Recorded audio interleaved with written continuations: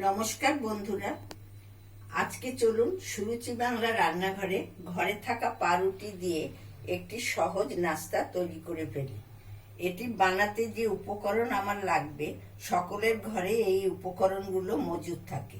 পুরো ভিডিওটা যদি না দেখেন তবে বুঝতে পারবেন না আমি কিভাবে এই নাস্তাটি তৈরি করেছি। আসুন আর দেরি না করে আমি রান্নাঘরের দিকে চলে যাই। এখানে আমি কয়েক পিস পাউরুটি নিয়েছি আর এর সঙ্গে আমি পুরটা আগে থাকতেই রেডি করে নিয়েছি। এই পুরটি আমি আলু বয়েল করে, গাজর, পনির আর আলু গ্রেট করে নিয়ে বিভিন্ন মশলাপাতি দিয়ে এই পুরটা আমি রেডি করে নিয়েছি। পুরের উপকরণগুলো আমি পরে আপনাদের লিখে জানিয়ে দেব। আপনারা পাউরুটির এই সাইডগুলো কেটে নিতে পারেন, কিন্তু আমি এগুলো কাটিনি। এবার আমি এই পাউরুটির মধ্যে এই পুরটা সমানভাবে দিয়ে দিচ্ছি। এইভাবে আমি পাউরুটির মধ্যে পুরটা দিয়ে এর ওপরে আরেকটা স্লাইস পাউরুটি দিয়ে দিলাম। আমি এবার এটা চারকোনা করে কেটে নিচ্ছি। এইভাবে আমি এটা কেটে নিলাম। এবার আমি আর বাকিগুলো সব তৈরি করে নিচ্ছি।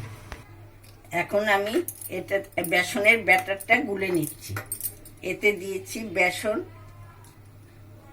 সামান্য হলুদ গুঁড়ো, সামান্য চিলি ফ্লেক্স, স্বাদ মতো নুন, আর দিচ্ছি হাফ চামচ ভাজা মশলার গুঁড়ো। এতে আছে শুকনো লঙ্কা, তেজপাতা, ছোট এলাচ, দারচিনি সব মিলিয়ে আমি একটা পেস্ট তৈরি করে রেখেছিলাম।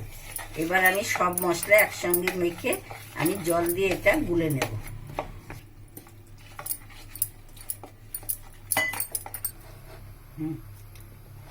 দেখুন আমি এগুলো বেসনে ডুবিয়ে এবার আমি ডিপ ফ্রাই করে নিচ্ছি।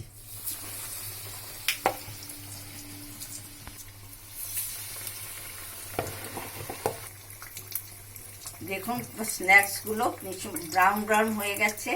এবার আমি আর একটু ব্রাউন হলে আমি এটা এবার নামিয়ে ফেলব। ব্রেড পকোড়া আমার রেডি হয়ে গেছে। এবার আমি এগুলো একটু ডেকোরেশন করে দেব। এর ওপরে আমি একটুখানি গোলমরিচ গুঁড়ো ছড়িয়ে দিচ্ছি।